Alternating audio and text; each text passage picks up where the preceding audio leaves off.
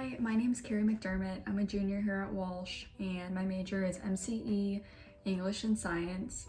So I was pretty excited about this project just because it's right up my alley. So I decided to choose the author, William Dean Howells. He wrote the story of Editha. I really enjoyed the story, so that's also why I chose him. Not only that, but he also grew up in Ohio in a town called Martinsville. It's no longer called Martinsville. I think it's called like Martin Ferry, Ohio, but that's what it was at the time. So this first video is just going to be William Dean Howells' background. So he was actually born in 1837 and he passed away in the 1920s. I know, the best era ever. He was actually one of 8 children, so he kind of reminded me of my dad. My dad was one of 12. His father was a newspaper editor, so his family was very involved in literacy and he was always surrounded by stuff like that. So his father actually encouraged his gift of literacy, since William was super good at writing poems and stuff like that. His dad actually was the one that influenced him to keep writing, and he influenced him so much that he actually took one of his poems and submitted it to the Ohio State Journal without him knowing. So that's an awesome dad to me. I would want my dad to do that if I was so good at writing poems. So in 1858 William began his work for Ohio State Journal. He was actually hired by them, so that's pretty cool. His job was basically he translated short stories from multiple languages, from French, Spanish, Dutch, stuff like that. He published his first novel in 1872 called Their Wedding Journal, but it was actually about a decay of marriage, so I felt kind of bad for Eleanor. That was his wife at the time. They got married in Paris and all this fancy stuff, so he did have a lot of money. They were pretty wealthy. But later in the years, in 1902, he published The Flight of Pony Baker, which was inspired actually by his childhood. So if you ever read that, it'll talk about his childhood and you'll be able to relate more. And then he ended up moving into his own house in York Harbor. But his grandson eventually donated that house to Harvard University as a memorial for him. And then on May 11th, 1920, Howells passed away in his sleep, a little after midnight, so it wasn't like a horrible death.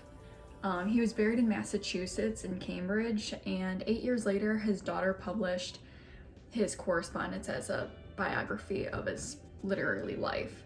So he had like a very fulfilling life, and he had children and stuff like that. He was married, but I was able to easily relate to him, mainly because he loved literacy so much, and my family is not really like his. I mean, I have 2 other siblings. My sister went to Walsh and she's in graduate school to be a dentist, and my brother goes to Cleveland State. His name's Sean. He's a mechanical engineer and he graduates this year with his bachelor's. He works right now as an internship for NASA, so he's super smart. And then there's me. I'm not saying I'm not smart, but I'm just not I don't love science and I don't love school. I'm honestly surprised I went to college, because I'm more trade and stuff like that, into trades, but I love Walsh and I can't wait to graduate and start my life as a literacy teacher, because I really want to teach kids that reading is fun, reading is fulfilling, and there's so many things that you can do with a good book. I'm actually in a book club on Facebook online, and I was speaking of the story Editha on there. So I hope that other people were able to read it outside of our class. And my next video I'm going to post is actually the story of Editha, and I'm going to try to be unbiased about it, but there's some things that I'm going to be a little biased about. So just hold on, next video. All right, the story of Editha. Oh, Editha. I just want to roll my eyes, because when I picture Editha, I picture a girl that only cares about herself. She thinks that she is like a princess on this hill and that nothing bad can happen to her, and she expects all these things, and she doesn't care about like anyone else's opinions or feelings or anything like that. All right, let's just get into the story because I said I wouldn't be biased, but here I am. Okay, so in the beginning, Editha is a young girl. I would say she's probably like, I mean, this was a while ago. This is taking place many, many years ago. So at the time, people married young. So I would say that Editha was probably like 19 years old. She's young and dumb, and she doesn't have any experience with war or anything like that. So basically, she's engaged to a guy named George Gearson. We'll just call him George though. Now, George wants to be basically a minister. He wants to be part of the church. He wants to do like, I would say a desk job. So he's not a tradesman, he's a desk job. He doesn't want to get his hands dirty, which is perfectly fine. Not a lot of men do. Especially nowadays, a lot of men aren't really mechanically inclined. That's just how times are. Times changed. Well, back then, every man went to war. Well, George didn't want to go to war, and Editha found that to be not really okay in her eyes. She thought, well, then you're not a manly man. Like, every man goes to war. If you're not going to go to war, then you're not worth anything for me. Which is crazy to think. I would never think that way. A lot of people don't think that way, but in Editha's eyes at the time, that's what she thought. So basically, war is upon them, and Editha wants George to go. So she's very frustrated that George doesn't want to go. So Editha explains her longing for him to go and ends up telling him, I really want you to go to war because that's what every man does, so I think you should sign up and go. Well, George isn't into a rush to go to war, but George ends up going to war, and George's mom is not happy about it because he's an only child, that's her only son, and George's mom is wise and older, and she knows, Mrs. Gearson's call her that, Mrs. Gearson knows what happens with war, and Editha doesn't. She just thinks that, oh, like this is what manly men do, every man goes, so you need to go. She doesn't think of the consequences of war. Well, Editha decides to send a letter and her engagement ring and like a box of little things to George before he leaves. So she's like, here, open these before, like, when you get there, I want you to open them. I don't want you to open them now. So George leaves and he opens the letter. And in the letter, Editha basically tells George that as her future husband, he must go to war to show how worthy he is of her. So what a great letter. I know. No, I love you or nothing like that. So, stop being biased. All right. So George signs up to go to war. He's there, and George's mom is heartbroken because she finds out that he actually went. Which, of course, I think of my mom, I think of my grandma, and I think of my aunt. I think of my boyfriend's best friend. He went to Kuwait, and he was there for over a year, and it was really hard on everyone, especially his family and his mom.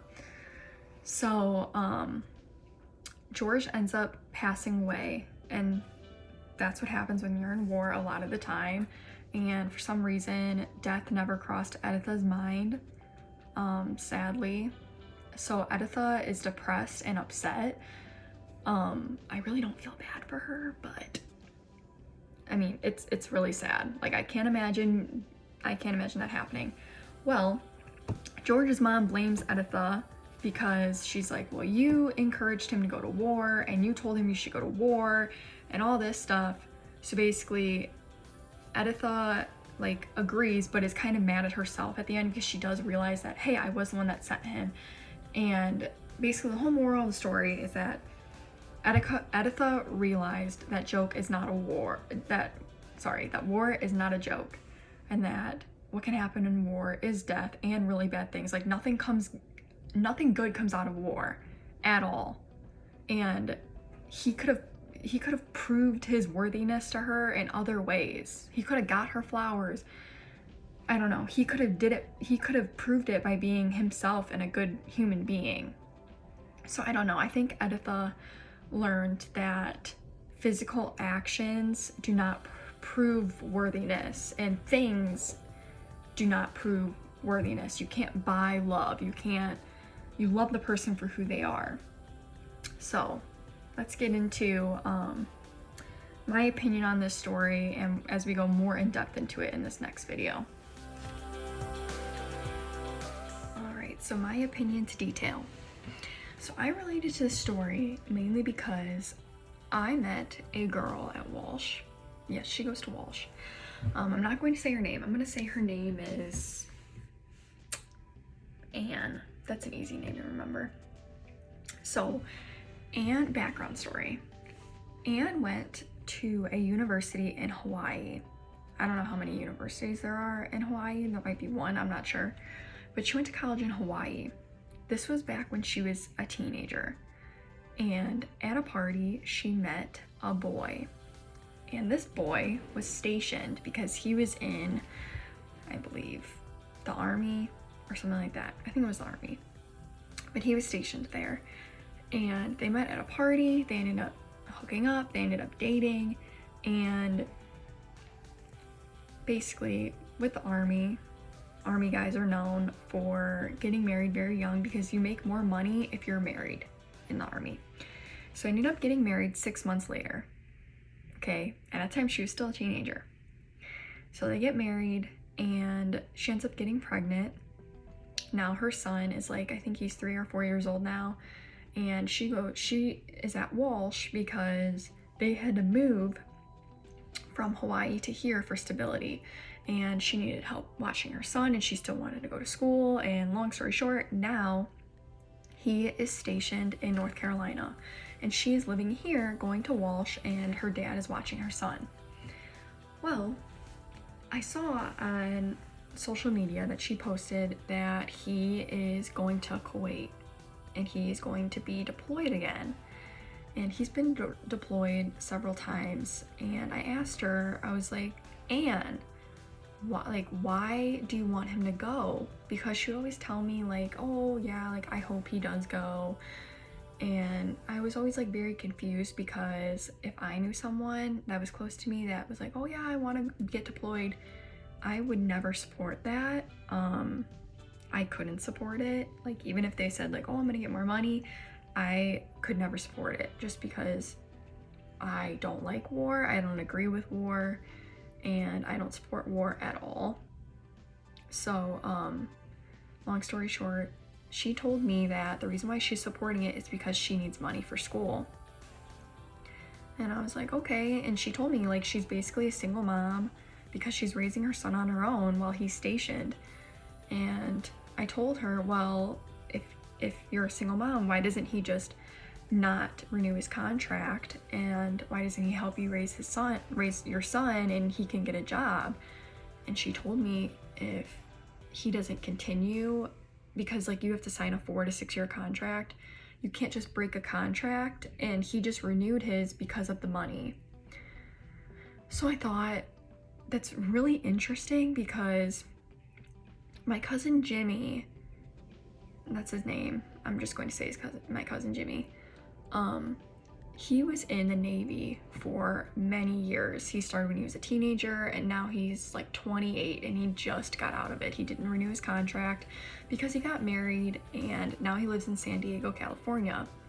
And he got a job working for a bank, but he works downtown in an office and he works for security, so he makes very, very good money. So I was telling her about that. Why doesn't he like break out of the war? And she told me like there's nothing else for him. He doesn't want a job. He wants the war. Like he doesn't want anything else. He loves being a part of the Army, and he loves working for the United States of America, which is awesome. However, that's not for me. But then I thought of my grandfather, and my grandfather had 12 kids. He was in the Navy for a while and he loved it, which I think is so crazy to think about. He loved it because he said all of his friends went and he had like the best memories doing it. And he was actually worked in a submarine. He worked on like the bottom of it, so he used to get sick a lot. And he just told me like he ended up passing away of gout. This was probably like 6 years ago he passed away, so it's hard for me to remember because I was a young kid, and as a child I didn't really listen to his stories, and I wish I had. But it's just crazy to think that like people want to go, and like men especially want to go. It's just crazy for me to think about. So I just pray that whoever does want to go to war wants to go for a good reason and doesn't want to go for the negative aspects of war, even though there are very little positives of war. So yeah, that's just my own intake on war and the topic of war. So this next video will be about a related story to Editha. It kind of reminded me of the story Editha. And I'll introduce that in the next video. Thanks. In this video, I'm going to relate the story of Editha to another character. So, my boyfriend recently got me hooked on this, what do I call it, series of, basically they're very long, they're like movies. Anyway, it's called Game of Thrones. I also read the books. The books are better, not going to lie. But there's this one character, her name is Daenerys. Her last name, I can never say it, is Targaryen. Daenerys Targaryen. I'll insert a picture here. She's beautiful, isn't she? I wish I had her hair, because it's like so white. I wish I had hair like that. Okay, so fast forward. Daenerys is beautiful. Basically in the story, the way that I related her to Editha is because she's forced to do something. Editha forced George to go to war. Well, Daenerys was forced by her brother. Her brother's name is Viserys. I don't know. In the book I say it differently, but in the movie they say it differently. So I'm gonna say Viserys. That's what I call him. Basically, Viserys forced her to be wedded, and at the time she was a teenager. She was like a very young girl. But anyway, Daenerys is forced to wed this man, and in the movie he's like the strong Hulk guy. He has long hair, he's kind of scary looking, and he kills a bunch of people. Very scary. Anyway, she's forced to marry him. His name is Dothraki Horse Lord Khal Drogo, so let's call him Khal.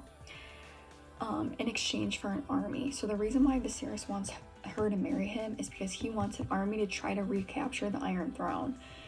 And the reason why is because Viserys and Daenerys are the last two of their colony. They're the last two people of the House of Targaryen, because everyone else was killed off. So they're trying to gain, well, Daenerys isn't, but her brother is. Her brother wants to like rule everyone, but it's only him and he doesn't have an army. So he forced his sister to wed to try to basically steal an army from Khal Drogo, from Dothraki. So that's basically the story. There's so many names, and I don't want to spoil anything, especially if people are in the series right now in like certain areas. But basically they end up falling in love. Khal and Daenerys end up falling in love. Daenerys actually ends up loving him. In the beginning she didn't, she felt forced, but now she ends up loving him, and he ends up killing her brother. Not gonna lie, he ends up literally killing her brother. And the way he does it is he takes oil, I think it's an oil, it's like a black, it looks like oil, steaming hot from the fire, and he pours it on his face, and the oil like gets in his mouth and like suffocates him and burns him alive. So her brother ends up dying, and Daenerys is left with her husband that she adores, and a lot of other things happen, but I don't want to get into it. But the reason why I related that to Editha is because Editha forced George to go to war, and even though it didn't end up working out in her favor, she got what she wanted. I mean, now she can say, oh, well, he was worthy enough to go to war for me. Like, that's what she wanted, and that's what she got. Well, her brother wanted the Iron Throne so bad that he forced like his sister to marry someone she didn't even know as a teenager, and he got what he wanted. I mean, he died, but I mean, he got the army that he wanted because she did marry him. So to me, it's like a lot that has to do with karma in both stories, and it ended up working and it ended up not working in either character's favor. So that's how I kind of related them together. So thanks for watching. This is a long video. This is the final video, and I really enjoyed your class, Dr. Modarelli, and I will definitely tell other people to take your class because I thought it was really fun. I thought it wasn't stressful at all, and I liked this final project because I never had to do a video before. So iMovie was very challenging to use, but now that I know how to use it, I can use it for other things. So thanks.